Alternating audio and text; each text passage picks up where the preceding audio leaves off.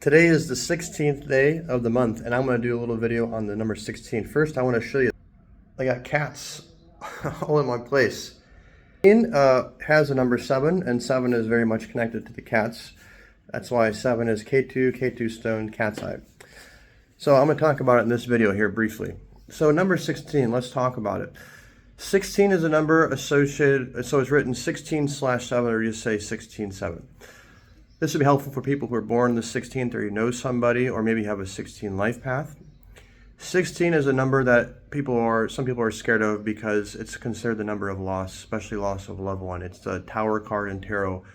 Tarot is showing you this scene of a man jumping out of a building, this tall building, a tower, being struck by lightning, which is crumbling down. So what does this symbolism mean, and what does that have to do with number 16?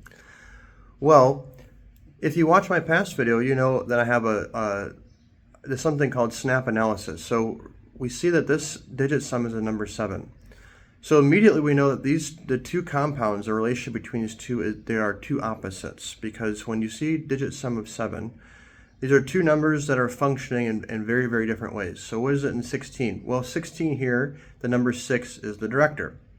It's the Shiva of this number. And the Shakti here is the 1. And the result is the 7.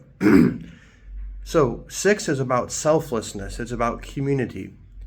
6 doesn't like 1s because 1s are individualistic. They're individualized. They are the polar opposite of a community. Community is about individuals who come together. 1 is about individuals who assert their individuality. And both these numbers are important for doing their specific roles. 1s are the ones who create something out of nothing. They're the pioneers who assert themselves as a spark, which then sets off a cascade of a creation. 6's role in this is they're the preservation principle. So once 5 establishes a network and opens a door of communication, 6 is the one who binds everybody. It binds them in a community or a country or a family. It's also a number known as a number of the family. So what you have here is, in the world of a 6, the 1 has a choice. Now, the way it's supposed to work is the outer digit needs to bend the knee to the inner digit, because Shakti needs to bend the knee to Shiva. Without that, chaos is created, which would create the imbalance effect of 16/7, which is loss of loved one. So when the 1 doesn't bend the knee to 6, which is when individuality is asserted over community, over responsibility, over selflessness, then you get the negative effect of 7, which is separation, which is loss. So the digit sum is showing you both the positive effect, the negative effect, and also the balance code, what's required for this relationship. So in an imbalance, when when there's too much ego involved, too much individuality, then loss is the effect. And so the whole idea of the Tower card is it's an ego destruction card, essentially. Is when this big tower, which is a tower is representing the number 1, comes crashing down. When this false self that was built up, it is removed. And the lightning bolt is a divine revelation or truth. That's what number 7 represents. 7 is also considered to be the number of truth, because 7's job is to go to the bottom, is to stand underneath the conscious mind, the subconscious, and look from the bottom as an objective observer. That's why you look at cats. What are cats doing? Cats, I have these wild cats here, and they will sit and they won't leave the porch, a whole day. They'll be on the porch and the steps, and they can just sit there and watch everything. And they're totally happy doing that. They don't need to go anywhere else. They're homebodies in that way. They just want to watch. They're observers. They're seeing things we aren't seeing inside the human visible spectrum for most people. So this is giving you an idea about 7. So it's a solution. I'm going to explain that in a moment.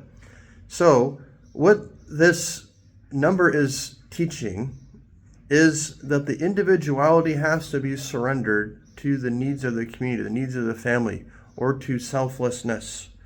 So selflessness needs to be given a priority in the number. And then you can assert this responsibility, this selflessness, and create something different, which is understanding, which is truth. And that's the positive effect. Now, on the balance, what is it showing between two numbers like this is Rather than get caught up in asserting yourself, rather than caught up in selflessness, responsibility, the number of 7 is saying to step back. It's a number that's a step back energy. Step back, zoom out. That's the number 7. Zoom out and get a objective understanding where you are looking at it from, you can see both things, but you're not really being pulled into either one. So 7 is not a number when you see it as far as a personality type. They're not someone who's really designed to assert themselves. They're designed to observe, and their presence alone is very, very, very important. Their presence, their analysis, their wisdom, and sort of like the speak when spoken to number.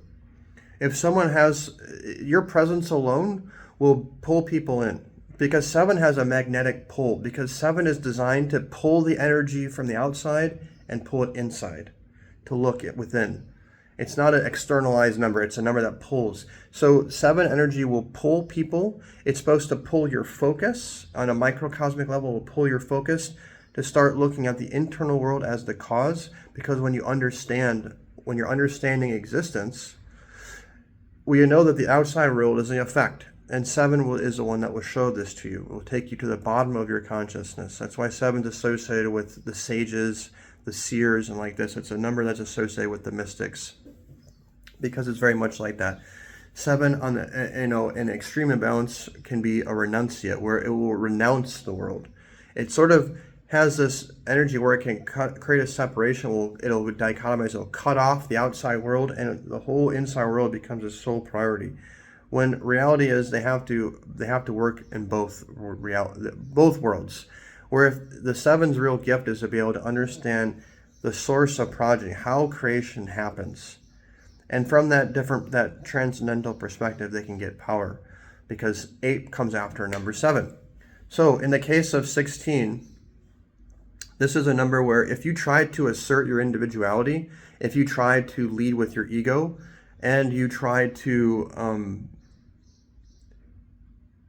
control, this is showing you the tower is going to happen, which is a self-destruction. Because it's not a mistake. And so to be clear about this, people who have 16, it's not a mistake that you have that number, because one of the lessons that your soul wants to do in this lifetime is very much around this theme. It is a surrendering of the ego to a selfless state, because that's how you get to the good. That's how you get to the good stuff. That's how you got to go to the bottom of it. So different numbers are designed for different lessons, and like this, 16, 7 is also considered to be amongst the most transcendental of all the numbers, and you can see why. Because when you go past, what are the mystics saying?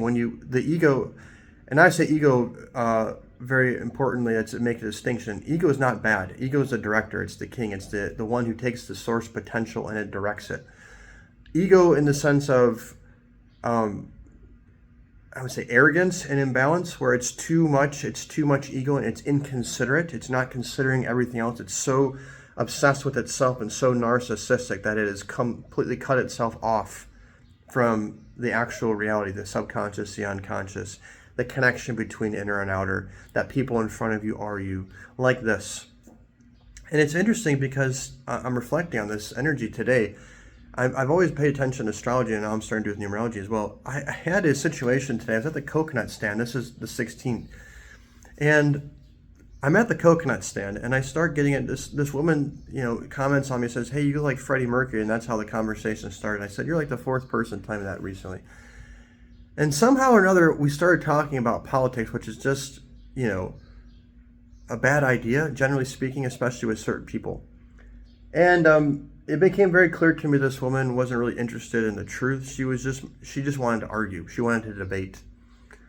And I would bring up points, and then she would just say something that made no sense at all, just to further a thing that has no basis in reality. And then another woman came, sat down, who also was from the U.S., was from Portland. She had like a nose ring in here, and I lived in Portland for a long time, and I won't say that I'm, just to be honest, people like that I've generally seen are, at least in Portland, are very militant left people.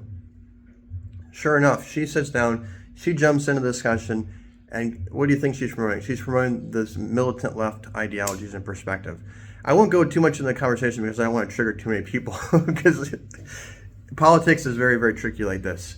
But the whole point is I was asserting my viewpoints and it was getting me nowhere.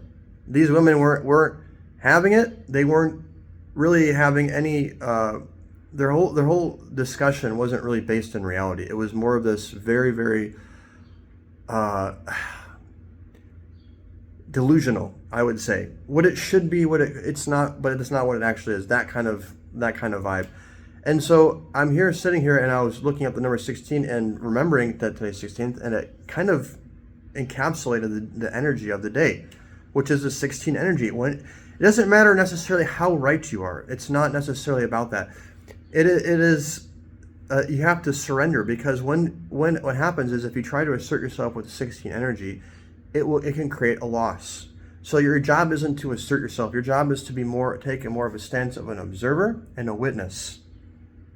And if you have, and sevens are good because sevens are people that people will come to for advice. Sevens will pull people in. You don't know why, but you just attracted to the 7 energy.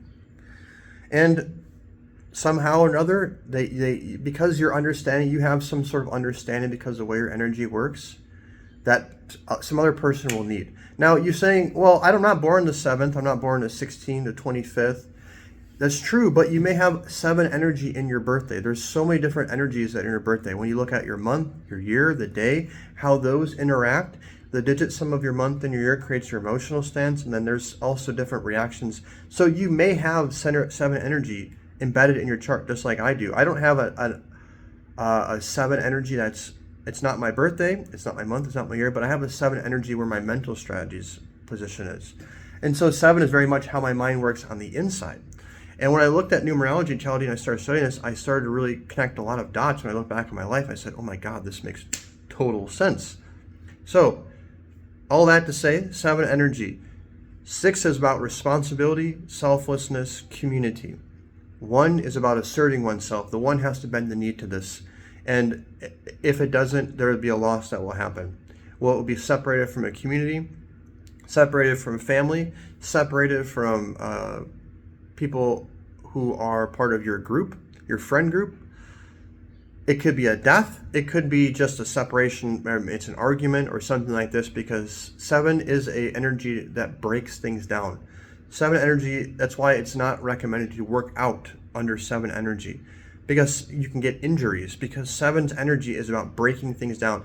7 takes the complexity of the world on a macrocosmic level, and it breaks it down into components. That's how it understands. It takes complexity and it breaks it down into smaller pieces until it gets to the fundamentalness of what it was, the seed that created this whole tree. And once it understands the seed, then it can look at the whole tree and everything starts to make sense now.